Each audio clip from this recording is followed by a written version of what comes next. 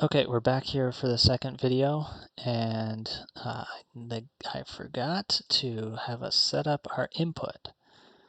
So what we're going to do here is we are going to go to Settings, Project Settings,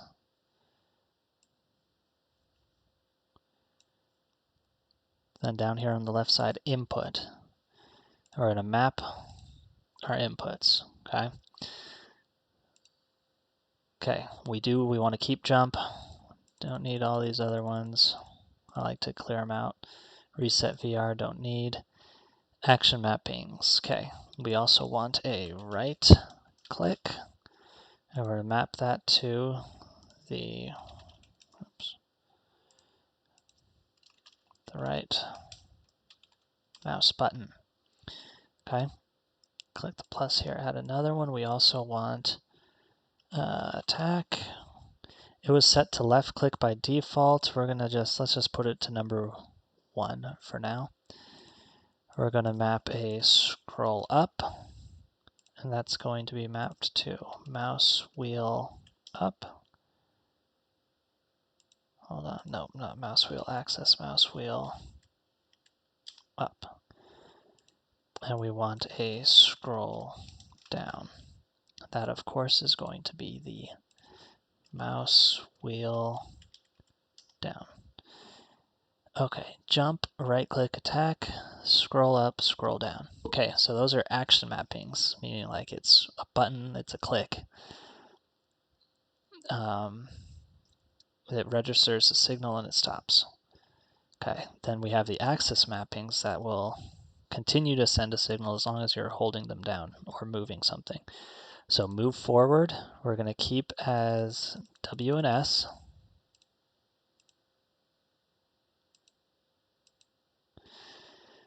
W positive, S negative. Yep, keep that. For move right, we're going to rename this to strafe. And we're going to set it to be the negative direction we want to be Q. And the positive direction, or to the right, we want to be E. So strafe, we got Q and E. Turn rate, that's for gamepad sticks, so we can delete that. Turn, we want turn, and we want it as mouse X scale 1, that's good. Look up rate, that's game sticks, we don't need that. Look up we do want, and we want it to be Y. And we're going to switch the scale to 1. If you want inverted controls, that's where you would switch invert things. Okay, we're going to add one more called rotate. This is just spin your character in a circle where you're currently standing. So the positive direction, we're going to set to D. And the negative location, or to the left, the counterclockwise, we'll put to A. Okay, and this is our input mappings. Okay, now if we go into then the Serif controller player thing and we try to compile, we're going to get some warnings. Mainly input access event references unknown. That's fine, we'll get to fixing that soon. Okay, so what we want to do first is we are going to set up the zoom. So in your Serif player character, in the event graph, what we're going to do is we're going to create a new function. So go over here to functions, click function, we're going to call it camera zoom. Okay. Back to the event graph, right click here, and we're doing input action,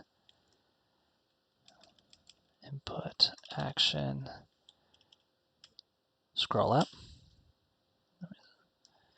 And we want the input action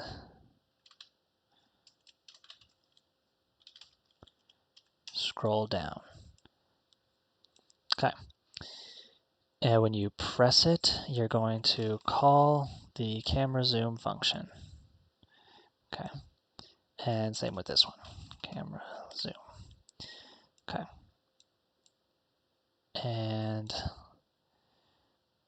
let's check here. We're going to create a comment, zoom. And okay, so now double click on this to go in here.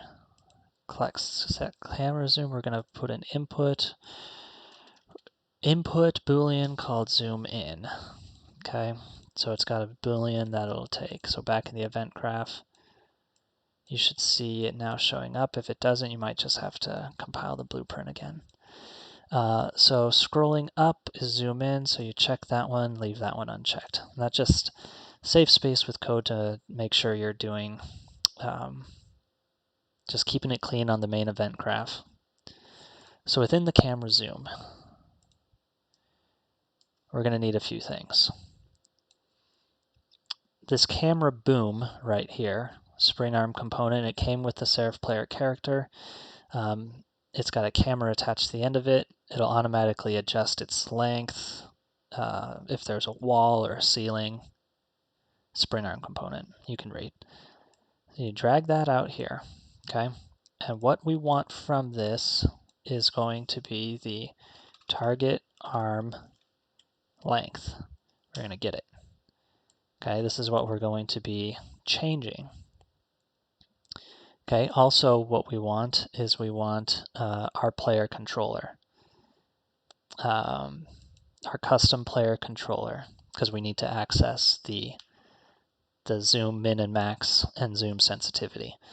But we don't have a variable for that, so we're going to go back to our event graph, okay, and we're going to find we're going to create some initialization code. So we're going to say, let's see, let me find it. Usually they include it. Nope. Okay, so we want begin play. Event begin play. So this is as soon as this character begins play, this will be called. We want to get the player controller. This is the custom one that we made, but we're going to make sure it's the custom one, so we're going to cast to my player controller. Okay, and that activates at begin play. And what we're going to do is we're going to take it and we're going to promote to variable, just so we can access it without casting every time we want to access it. And we're going to name it up here. Just name it my controller. Okay. Compile, save. Yep, we're still getting errors for the input access. That's fine. Okay, we're going to call this section initialization. Okay. So now that we've got the controller that shows up in our list of variables, we're going to jump back into camera zoom. We're going to grab the controller, get it here, and we need several things here. So we need the zoom sensitivity, we need the max camera boom length, and we need the min camera boom length. And these are the 4 values that we're really going to be messing with here.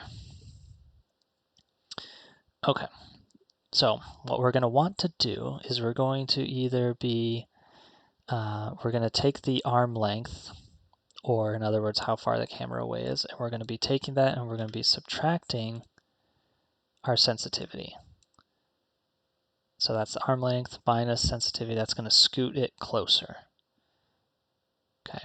Or conversely, we're going to want to be taking the arm length and adding the sensitivity. So the arm length, remember we set it, well, go up here to camera boom. Scroll down, target arm length, it starts at 300. So if we're going to be zooming out, we're going to take the zoom sensitivity. Oh, did I hook that up wrong? If we're going to be zooming target arm length minus the sensitivity for zooming in, and the target arm length plus the sensitivity for zooming in. Okay, that's good.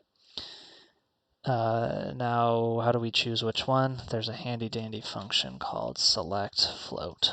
Okay, so this zoom in here, double click on the line if you want to adjust it neither.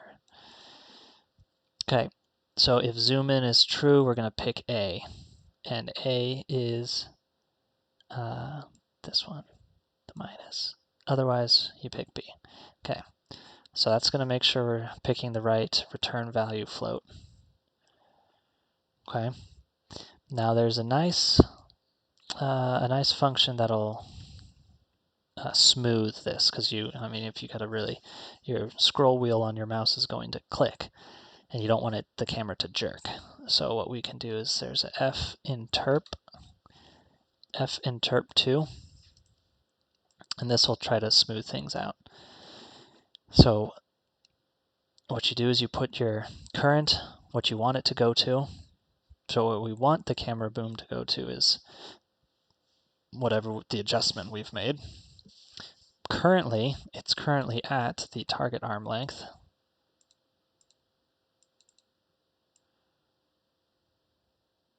Okay. Delta time helps making sure it normalizes for different frame rates on different machines. I don't fully understand it, but that's what I read. So that's where you put in your delta time. And then this interp speed, the lower it is, the faster it's jumping. So I was playing around with, found that 20 seems to be a decent enough value. Okay. Now we don't want to go beyond our max and min. So next up here, we're going to call a clamp function, clamp float. Okay, our min, I bet you guessed it, the min camera boom length. Take this up to min here. And for max, the same thing.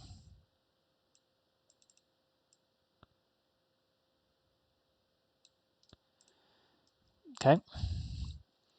Now finally, we've got our final value that's been interpreted to, it's been smoothed, it's been clamped.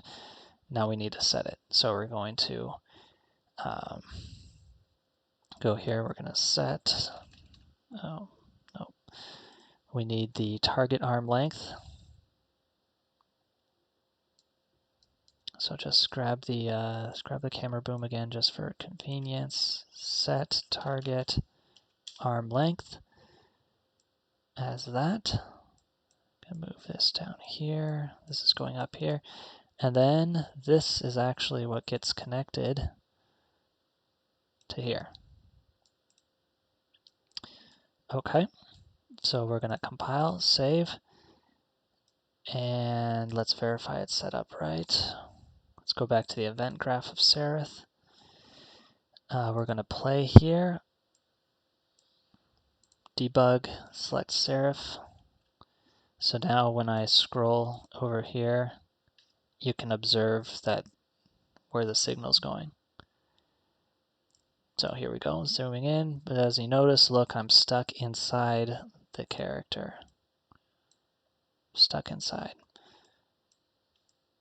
And also look, so mouse cursor is visible because we told our player controller to always show it. I'm unable to rotate. I can go forward and backwards. I can turn with click and dragging the mouse. So it's got some functionality, but we did purposefully break some of it. But we're talking about zoom, so let's fix this thing. We're getting stuck inside her. So you're going to go to the viewport, select the camera boom, and along the x-axis, the red here, you're going to scoot it forward. I think 2 or 3 did it. Okay, so we scooted the very tip here, which is our 0 position, forward. So now when we play and we zoom in, Still a little bit of clipping, but it's better. Okay, and you can play with those as you prefer. And that's it for the zooming. Very easy, very clean looking. The rest of it will not be as clean, but we're going to call it there. Next video will be getting started on mouse and camera controls. Thanks for watching.